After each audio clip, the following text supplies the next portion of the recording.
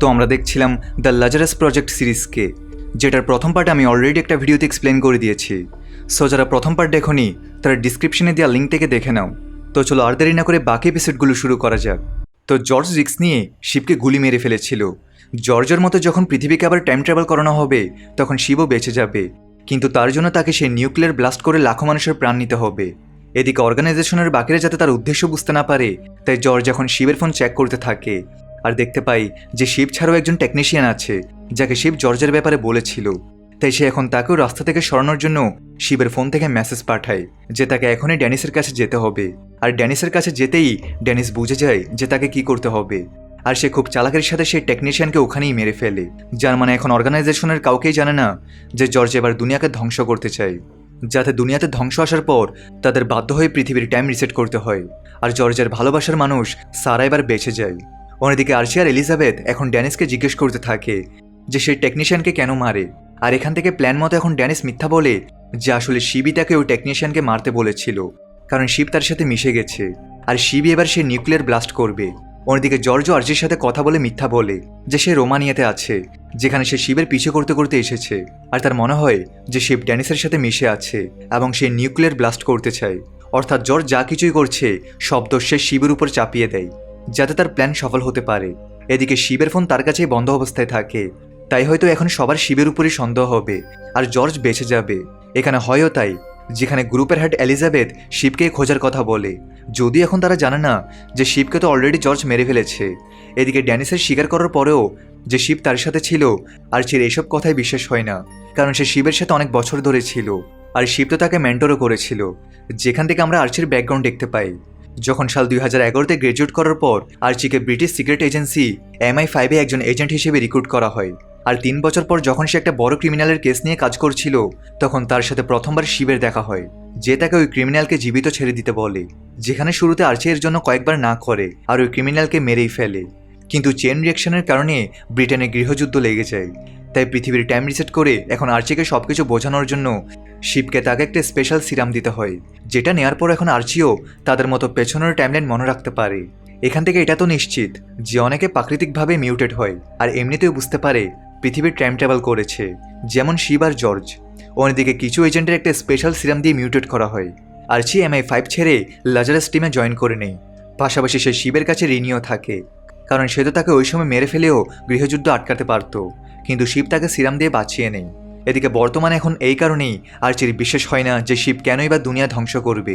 তাই আর্চি এখন এখান থেকে তার পার্সোনাল তদন্ত করতে শুরু করে।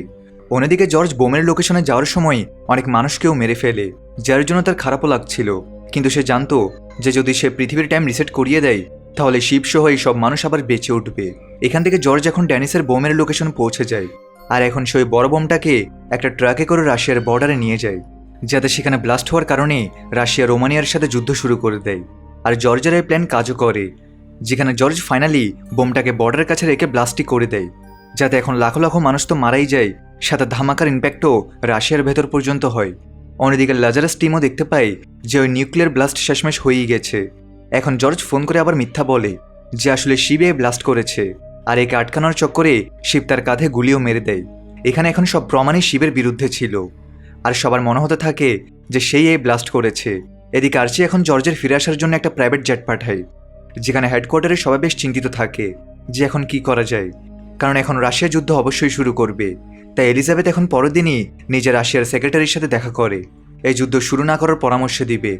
এদিকে পরের দিন সকালে এখন জর্জ ফিরে আসে, যেখানে শুরুতে সে একটু নার্ভাস থাকে যে তার উপর আবার কারো সন্দেহ হলো নাকি, কিন্তু এখানে সে দেখতে পায় যে তার প্ল্যান পুরোপুরি কাজ করেছে আর সবাই এখন শিবকেই দোষী মনে করছে। এদিকে এলিজাবেথ জর্জকে নিজের সাথে রাশিয়ার মিটিংয়ে নিয়ে যায়, যেখানে এলিজাবেথ তাদের যুদ্ধ না করার জন্য মানাবে, কিন্তু জর্জ তো নিজেই চাই যে এমনটা হোক, কারণ যদি যুদ্ধ শুরু না হয় তাহলে হয়তো টাইম রিসেট করার কোনো দরকারই পড়বে না। আর অবাক করার মতো বিষয়, এখন রাশিয়ার সেক্রেটারি বলে যে এটা হয়তো কোনো সন্ত্রাসী গ্রুপ করেছে, তাই তারা এখনই রোমানিয়ার উপর যুদ্ধ শুরু করছে না। আর এটা শুনে জর্জ এখন বেশ বড় একটা ধাক্কা খায়, কারণ এখানে তো তার পুরো প্ল্যানটাই ফেল হয়ে যায়। তাই ফিরে আসতেই জর্জ এখন সেক্রেটারিকে আবারও ফোন করে আর এবার সে মিথ্যা বলে যে আসলে আমেরিকাই রোমানিয়ার সাথে মিলে তাদের উপর অ্যাটাক করেছে, তাই রাশিয়াকে যুদ্ধ করতেই হবে। এখানে সেক্রেটারি এর প্রমাণ চায়। জর্জ এখন তাকে গুলি করে মেরে দেয়, আর শুধু এটাই না, সে তার গার্ড সহ তার স্বামীকেও মেরে ফেলে। যেখান থেকে শেষে সেক্রেটারি ছেলেকে দিয়ে এখন সেই মেসেজ পাঠায় যে আমেরিকান আর রোমানিয়ারা মিলে তাদের মারছে। এরপর জর্জ অনেক ভারী মন নিয়ে এখন তার ছেলেকেও মেরে ফেলে। যেখান থেকে এখন যেমনটা জর্জ ভেবেছিল, নিজের সেক্রেটারির উপর অ্যাটাকের পর রাশিয়া ফাইনালি রোমানিয়ার উপর নিউক্লিয়ার অ্যাটাক করেই দেয়। যেখান থেকে ফাইনালি এখন এলিজাবেথ অর্ডার দেয় যে তাদের পৃথিবীকে আবার টাইম পেছনে নিয়ে যেতে হবে, আর এবারে তারা ড্যানিস আর শিব দুজনকেই শুরুতে ধরে ফেলবে যাতে নিউক্লিয়ার ব্লাস্ট না হয়। যেটা শুনে ফাইনালি জর্জ অনেক খুশি হয় যে তার সারা এখন তার কাছে থাকবে। আর এখান থেকে এখন আবারও পুরো পৃথিবীকেই টাইমে পেছনে নিয়ে যাওয়া হয়, আর সবাই আবার নিজেকে 1 জুলাইতেই খুঁজে পায়। সেই 1 জুলাই যেই দিন এই কাহিনী শুরু হয়েছিল। ওই দিন যখন জর্জ সারার সাথে ছিল, ড্যানিস প্যারিসে লুকিয়েছিল আর শিব তার বাড়িতে। আর এখান থেকে সবাই মিলে এখন একে অপরকে ধরার জন্য ছোটে, কারণ লাজারাস টিমের হিসেবে তো ওই ব্লাস্ট শিবই ড্যানিসের সাথে মিলে করেছে। এদিকে শিব পালিয়ে জর্জের বাড়িতে যায় আর দুজনে একে অপরের দিকে গান পয়েন্ট করে দেয়। এখানে জর্জ এখন শিবের কাছে ক্ষমা চায় যে তাকে সারাকে বাঁচানোর জন্য ওইসব করতে হয়েছে। সাথে সে এটাও বলে যে শিবকে এখন পালাতে হবে, কারণ সে পেছনের ব্লাস্টারের সব দোষ তার উপরে চাপিয়ে দিয়েছে। যেটা শুনে এখন শিব বুঝতে পারে সে নিজেকে নির্দোষ প্রমাণ করতে পারবে না, আর সে এখন কোথাও লুকানোর কথা ভাবে। এদিকে সে জর্জকে জিজ্ঞেস করে সে এসব সারাকে পাওয়ার জন্য করেছে, তো এসব কি সারার জন্য ওয়ার্থ ইট ছিল? আর জর্জ বলে যে সারার জন্য সে এসব হাজারবার করতে পারে। যেখান থেকে শিবও এখন জর্জের ভালোবাসার কথা বুঝতে পারে, আর সে এখন এখান থেকে অনেক দূরে কোথাও লুকানোর জন্য চলে যায়। অন্যদিকে ড্যানিসও এখন প্যারিস থেকে অন্য কোথাও পালিয়ে যায়, যেখান থেকে এখন দিন কাটতে শুরু করে। আর জর্জ সারাকে আবার পেয়ে অনেক খুশি থাকে। এদিকে সারাকে পাওয়ার জন্য নিজের করা অপরাধের জন্য তার অনুশোচনাও হচ্ছিল, কিন্তু এখন যেহেতু সবাই আবার জীবিত হয়ে গেছে তাই জর্জের মনে শান্তিও থাকে। এদিকে এখন এইভাবেই 3 মাস কেটে যায়, যেখানে জর্জ সারার সাথে প্যারিসে ঘুরতে যায়, আর সেখানে সে ফাইনালি তাকে বিয়ের জন্য প্রপোজও করে দেয়। এখন শুরুতে সারা রাজি হয়ে যায়, কিন্তু সকাল হতেই সারা এখন জর্জকে না করে দেয় আর বলে গত 3 মাস ধরে তুমি অনেক বেশি বদলে গেছো, আর তুমি আমাকে একটু বেশি কন্ট্রোল করছো। আসলে টাইম রিসেট হতেই জর্জ সারার একটু বেশি খেয়াল রাখতে শুরু করে যাতে তার আবার কিছু না হয়ে যায়। কিন্তু সারার এতে এখন দম বন্ধ লাগতে শুরু করে, আর তার মনে হতে থাকে যে জর্জ তাকে একটু বেশি কন্ট্রোল করছে। আর এখান থেকে সারা এখন ফাইনালি জর্জের সাথে ব্রেকআপ করে নেয়, যেখান থেকে জর্জ অনেক দুঃখী থাকে। এদিকে এখন এতদিন পরে সবাই জানতে পারে যে শিবকে জার্মানিতে কোথাও দেখা গেছে, পাশাপাশি সেখানে কিছু চাইনিজ এজেন্টও মারা গেছে। তাই এখন জর্জ আর আর্চিকে তদন্তের জন্য পাঠানো হয় যে চাইনিজ এজেন্টের শিব কেন মেরেছে। এদিকে ক্রাইম সিনে পৌঁছে তারা কিছু চুলের স্যাম্পল পায়, আর এই স্যাম্পলগুলো থেকে তারা দেখে যে এগুলো তো ড্যানিসের স্ত্রী জ্যানেটের।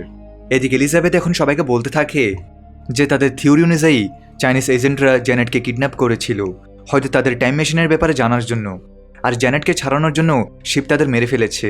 কিন্তু চায়না তাদের টাইম মেশিনের ব্যাপারে কিভাবে জানতে পারলো, এটা অনেক বড় প্রশ্ন ছিল। তাই এখন সবাই মিলে এটারই তদন্ত করতে থাকে। এদিকে কিছু সপ্তাহ পর জর্জের কাছে হঠাৎ করে সারার ফোন আসে, আর সে তাকে পরের দিনই একটা ক্যাফেতে দেখা করার জন্য ডাকে। এখানে জর্জ খুশি থাকে যে এতদিন পর হয়তো সারা আবার তার কাছে চলে আসবে। কিন্তু এখন যখন সে ঘুমাতে যাচ্ছিল তখনই কেউ তার ঘরে ঢুকে তার উপর অ্যাটাক করে দেয়, যেখান থেকে নিজেকে বাঁচানোর জন্য জর্জ এখন তাকে গুলি মেরে দেয়। কিন্তু অবাক করার মতো বিষয়, জর্জ দেখতে পায় যেটার অন্য কেউ নয় বরং শিবই ছিল। এখানে জর্জ খুবই চিন্তিত হয়ে যায়, কারণ সে আবারও শিবের জান নিয়ে নিয়েছে। এদিকে শিবের কাছে একটা নোটও ছিল, কিন্তু এখন ওতে রক্ত লাগার কারণে কিছুই দেখা যাচ্ছিল না। তাই না চাইতেও জর্জকে এখন শিবের বডিকে লুকাতে হয়। এদিকে সে পরদিন সকালে সারার সাথে দেখা করতে পৌঁছায়, কিন্তু সারা তাকে জানায় যে সে আলাদা থাকার পর অন্য কারোর সাথে পরিচিত হয়েছে, আর এখন সে তাকেই বিয়ে করতে যাচ্ছে। এটা শোনার পর জর্জের অনেক খারাপ লাগে, আর সে ওখান থেকে চলে যায়। এদিকে জর্জের লাইফ থেকে সারা এখন পুরোপুরি চলে গেছে, যার কারণে সে আগামী অনেকদিন পর্যন্ত মনমরা থাকে। এদিকে আর্চি গত 3 সপ্তাহ ধরে চাইনিজ এজেন্টের মিশনে ছিল, কিন্তু ওখান থেকে তার কোনো রিপ্লাই আসছিল না। আর এই সন্ধ্যায় যখন জর্জ বাড়িতে ফিরে আসে তখন একজন পুলিশ অফিসার তার বাড়ির বাইরে অপেক্ষা করছিল, আর সে জর্জকে জানায় যে তার একটা সিসিটিভি ফুটেজ পেয়েছে যেখানে জর্জ শিবের বডিকে লুকিয়ে রাখছিল, অর্থাৎ সে জর্জকে অ্যারেস্ট করতে এসেছে। কিন্তু এখান থেকে এমন হয় যার ব্যাপারে কেউ ভাবেনি, আর প্রথমবারে র্যান্ডম দিনে টাইম নিজে থেকেই রিসেট হয়ে যায়, আর আবার 3 সপ্তাহ পেছনে চলে যায় যখন জর্জ 12টা বাজতেই শিবকে গুলি মেরেছিল। এখানে জর্জ ঘাবড়ে গিয়ে এলিজাবেথকে ফোন করে দেখা করতে ডাকে, আর জলদি অফিসে পৌঁছায় এটা জিজ্ঞেস করার জন্য যে টাইম রিসেট কিভাবে হলো। আর এখান থেকে তারা অনেক ভয়ঙ্কর একটা খবর পায়, যেখানে তারা জানতে পারে যে এখনই তাদের গ্যালাক্সিতে একটা দ্বিতীয় ব্ল্যাক হোল তৈরি হয়ে গেছে, আর ওই ব্ল্যাক হোল আগের ব্ল্যাক হোলের সাথে ধাক্কা খাচ্ছে, যার কারণে হয়তো তারা সহ পুরো গ্যালাক্সি ধ্বংস হয়ে যাবে। এখন তাদের মধ্যে কারোরই মাথায় আসছিল না যে দ্বিতীয় ব্ল্যাক হোল এলো কোথা থেকে, আর এটাকে আটকানো কিভাবে যায়। এদিকে এলিজাবেথ এখন জর্জকে জানায় যে হয়তো চাইনিজ লোকেরা তাদের মধ্যে একটা দ্বিতীয় টাইম মেশিন বানিয়ে ফেলেছে, আর ওই টাইম মেশিন থেকেই হয়তো এই দ্বিতীয় ব্ল্যাক হোল তৈরি হয়েছে। আর এই কারণেই তারা সবাই এখন 3 সপ্তাহ পেছনে টাইম ট্রাভেল করে গেছে, এবারে তাদের টাইম রিসেট করা ছাড়াই। কারণ তারা নিজেরা তো দুটো চেক পয়েন্টেই 1 জানুয়ারি বা 1 জুলাইতেই টাইম রিসেট করতে পারে। শুধু এটাই না, আরও একটা টাইম মেশিন থাকার কারণে এখন তাদের পৃথিবী একটা টাইম লুপে ফেসে গেছে। অর্থাৎ যতক্ষণে ব্ল্যাক হোল ধাক্কা খাচ্ছে, পুরো পৃথিবী এই পেছনের 3 সপ্তাহকেই বারবার রিপিট করবে। যেখানে আর্চি সাংহাই গিয়ে একজন চাইনিজ এজেন্ট জাংকে খোঁজার চেষ্টা করে, যাতে সে চায়নার টাইম মেশিনের ব্যাপারে জানতে পারে, যার কারণে পুরো ইউনিভার্স ঝুঁকির মুখে। এদিকে এখন 3 সপ্তাহ পূর্ণ হতেই, যেহেতু এখন পৃথিবী টাইম লুপে ছিল, তাই আবারও টাইম এখন 3 সপ্তাহ পেছনে রিসেট হয়ে যায়, যখন জর্জ শিবকে গুলি মেরেছিল। এদিকে জর্জ এবার খেয়াল রেখে শিবের বডিকে নিয়ে যেতে থাকে, কিন্তু এবার তাকে সারা দেখেই নেই। যেখানে শুরুতে তার মনে হয় যে জর্জ একজন খুনি, কিন্তু এখন জর্জ তাকে থামে নিজের সত্যিটা বলেই দেয় যে আসলে সে এমন একটা সংস্থার মেম্বার যারা টাইম ট্রাভেল করতে পারে।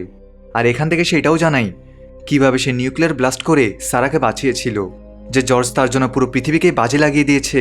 সে তাকে আবারও ভালোবাসতে শুরু করে, আর এবার দুজনেই 3 সপ্তাহ পর্যন্ত সাথেই থাকে। অন্যদিকে আর্চিও এই লুপগুলোতে এখন ফাইনালি ওই এজেন্ট জাং পর্যন্ত পৌঁছেই যায়, যেখানে শুরুতে জাং নিজেকে গুলি মেরে নেয়, কিন্তু লুপ রিসেট হতেই এবার দুজনেই ফাইনালি কথা বলে। আর জাং জানায় যে সে নিজেও এই লুপের কারণে বিরক্ত হয়ে গেছে, আর সেও টাইম ট্রাভেলের ব্যাপারে জানে। এদিকে এখানে আর্চি এটাও জানতে পারে ওই রাশিয়ার ব্লাস্টে শিবের না, বরং জর্জের হাত ছিল। আর লুপ রিসেট হতেই আর্চি এখন জর্জের কাছে যায়, যেখানে ফাইনালি জর্জ আর্চিকে সব সত্যি বলে দেয়, কিভাবে তাকে সারাকে বাঁচানোর জন্য ওইসব করতেই হয়েছে। এখন সবকিছু জানার পর আর্চি তো অনেক রেগে যায়, কিন্তু এখন তাদের সামনে আরও বড় সমস্যা আছে, দুটো ব্ল্যাক হোলের ধাক্কায় ইউনিভার্স শেষ হওয়ার। তাই আর্চি এখন জর্জকে বলে যে তাকে পরের লুপে যা কিছুই হোক শিবকে বাঁচাতেই হবে। যেখান থেকে এখন লুপ রিসেট হতেই সামনের অনেকগুলো লুপে জর্জ শিবকে বাঁচানোর চেষ্টা করে, কিন্তু প্রতিবার লুপ রিসেট হতেই শিবের গুলি লেগেই থাকে আর সে মারা যায়। তাই জর্জ এখন তাকে বাঁচানোর রাস্তা খুঁজতে থাকে। আর একদিন তার আইডিয়া আসে, যেহেতু তার প্রতিবেশী একটা হাসপাতালের নার্স, তাই সে পরের লুপে শিবকে বাঁচানোর জন্য তার সাহায্য নিতে পারে। এদিকে সে শিবের রক্ত লাগা পেপারে ল্যাবেও নিয়ে যায়, যেখানে সে দেখতে পায় এটার উপর তো জেনেটের হ্যান্ডরাইটিংয়ে টাইম মেশিন লেখা ছিল, কিন্তু এটার মানে কি কেউ জানে না। এদিকে লুপ রিসেট নিয়ে সে অনেক বিরক্ত হয়ে গিয়েছিল, কারণ তাকে প্রতিবার সারাকে সত্যিটা বলতে হয়। তাই জর্জ ল্যাব থেকে ওই সিরাম চুরি করে নেয়, যেটা কাউকে দিয়ে মিউটেট করা যেতে পারে, আর তাদেরও পেছনের টাইমলাইন মনে থাকতে শুরু করে। এখানে সে এটা এখন সারাকে দিয়ে টাইম ট্রাভেলের সব সত্যি জানায়, যদিও সারা তাকে বিশ্বাস করে না। যেখান থেকে জর্জ ওই সিরামটা ওখানেই সারার কাছে রেখে আসে। এদিকে এখন লুপ রিসেট হতেই জর্জ প্ল্যান মতো জলদি ছুটে তার প্রতিবেশীর কাছে যায়, আর তাকে তাড়াতাড়ি আহত শিবকে বাঁচানোর জন্য বলে। এদিকে তার এই প্ল্যান কাজও করে, আর শিবের অবস্থা এখন স্টেবল ছিল। অন্যদিকে ড্যানিস এখন নিজেই হেডকোয়ার্টারে গিয়ে পৌঁছায়, যেখানে সে এলিজাবেথকে জানায় যে এসব চাইনিজরা করেছে, আর যদি তাদের এই টাইম লুপ আটকাতে হয় আর ইউনিভার্সকে বাঁচাতে হয়, তবে আগে জ্যানেটকে খুঁজতে হবে, যাকে কেউ টাইমে পেছনে অর্থাৎ সাল 2012-তে পাঠিয়ে দিয়েছে। অন্যদিকে সারা ফাইনালি ওই সিরাম নিয়েই নিয়েছিল, আর সে জর্জকেও জানায় যে তারও পেছনের লুপ মনে আছে, অর্থাৎ দুজনে আবার একসাথে হবে। এদিকে এবার শিবও বেঁচে গিয়েছিল, কিন্তু এখন সবাইকে সাথে মিলে ইউনিভার্সকে বাঁচাতে হবে। আর এরই সাথে দ্য লাজারাস প্রজেক্টের প্রথম সিজন এখানেই শেষ হয়। দ্বিতীয় সিজন নিয়ে দেখা হবে পার্ট 3 ভিডিওতে। তো দেখা হচ্ছে পার্ট 3 ভিডিওতে। সবাই ভালো থাকো, সুস্থ থাকো।